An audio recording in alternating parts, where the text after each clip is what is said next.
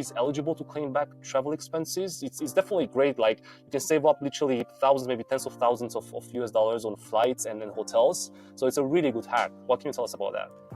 It's a very simple, you can say, very simple, just mindset hack. You can do it.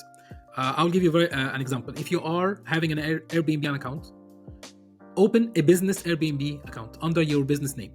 Don't use your personal name. Okay. Once you have this, in the form itself, they ask you about the company, where the company is located, the address, and if you have a tax ID of the company. Any expenses that any booking that you've done from the business Airbnb account, this could be claimed as travel expenses, even if you stay for months.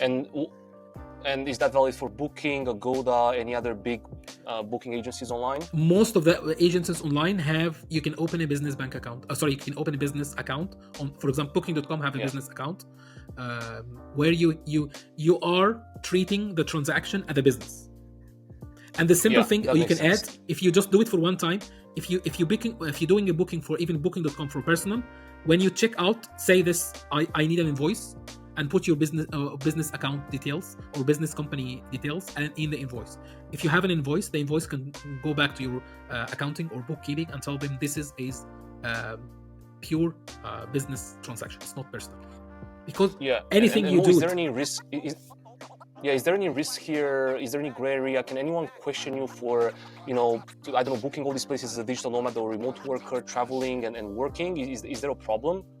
Yes. Would that be a problem? It's depending on what kind of business you're running. It's like what kind of percentage of volume transactions you're doing of all expenses. If you have been doing this for a couple of years, you have record with the authorities that you're already doing this, and as no one will ask you.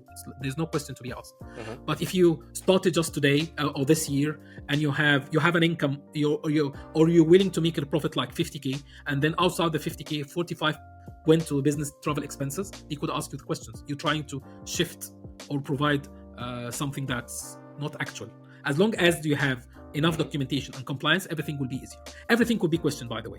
But if you have supporting documents, bookkeeping right, if you have record keeping online or whatever system that you use, everything will be much easier. And you have to justify why you are doing all these travels. It's very simple.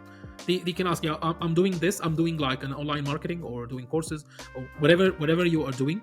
You just need to have explanation for it. That's it. Yeah. Great, Mo. A lot of really, really good tips. Any other travel expenses when it comes, for example, to airlines or other travel services? I mean, it's like you can claim Uber, Grab, Bolt, any way of transportation could be claimed back.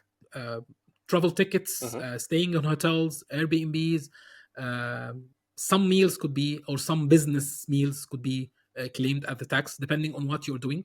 If they will ask you, I mean, it's 100% business or pleasure. If you have justified documentation to say this is only business travel, that's fine. Just go for it.